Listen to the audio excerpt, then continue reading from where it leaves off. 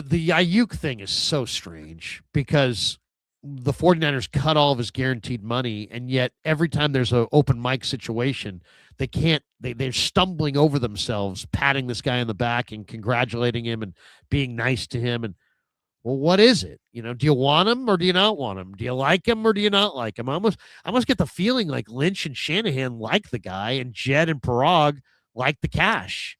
And like That's what I think, Larry. Agree. I'm glad we're on the same page with that. I just, it seems they love to paint the one voice picture. We speak with one voice and we are united to the end.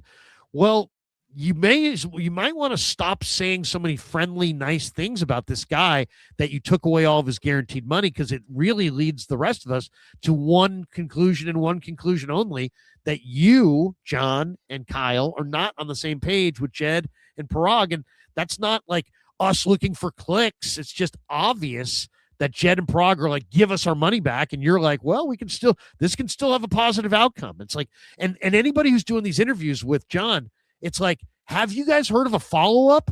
When he says, hey, this could still be a positive outcome, you say, oh, really? How do you see that?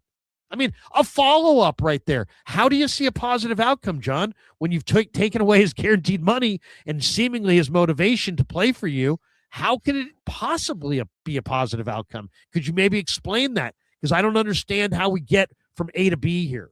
I mean, is that difficult to follow up, or is that combative to follow up with, hey, you seem to be very positive that this can end positively. Paint that picture for us, because I'm not seeing it. I just think it's weak that John hasn't spoken to us since this has gone down. He'll talk to KMBR, but that's like talking to 49ers radio. Like, come on, man.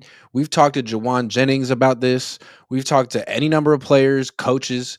It's your turn to talk to someone other than a KNBR host who would get fired if he didn't ask you the question. You might even have to give you the questions beforehand, and might not be able to ask the follow-up question. I think John owes all of us an explanation. And I agree with you that it's probably Lynch and Shanahan want a good player and want York and Parag to spend for the good player. And York and Parag didn't want the guy in the first place. He's hurt. They tried to trade him. And they sort of let Aiyuk hang himself. They found a loophole. They knew he would he would breach the contract, and they didn't say anything, and they let him do that. That's what I think happened.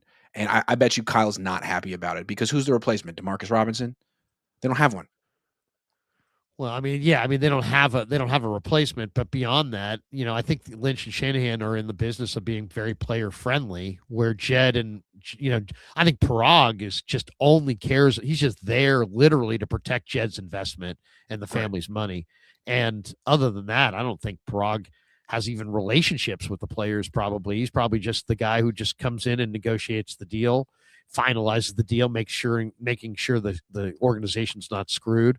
I mean, I don't know. I mean, it's just, we'll see how this ends. But you're telling me, John, that there's a scenario where Aiyuk, even though you ripped away his guarantees, is going to put himself back out there and potentially be happy again with this organization and want to continue? Or is it just something that you say in an interview to kind of get through these interviews? I don't know. It doesn't.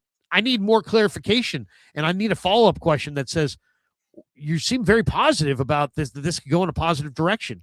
Could you tell us why? Why? Instead of us guessing, it'd be nice for him to actually answer. I mean, my guess would be that, Brandon Aiyuk flip-flopped a lot last year during the negotiations, and maybe there's a chance as the playoffs get closer that he has a change of heart and decides he wants to play for Kyle.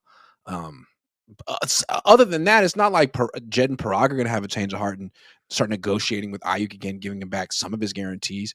But here's my question. They've taken away his guarantees. Do you think they're going to release him at the end of the year, or do you think they're going to try to get cute and trade him? Like what the Super Chatter asked for someone who's on the outs with their team, someone like DJ Moore, straight up. I mean, I think they would rather trade him than cut him. And I think John, and maybe that's what maybe that's what all this positivity is about. Let's present. We like him. Let's present we like him. You want him? Make us an offer. because Yeah. it's still supply and demand. And, there may be there's a lot of dumb teams out there. There's teams that And what make did Lynch say? They had to take the guarantees away. They didn't want to. They had to. right. And when Shanahan was asked about it, he's like, that's above my pay grade. You got to talk to the lawyers and the people, and so like he doesn't understand it, or he doesn't get it, or he didn't endorse it.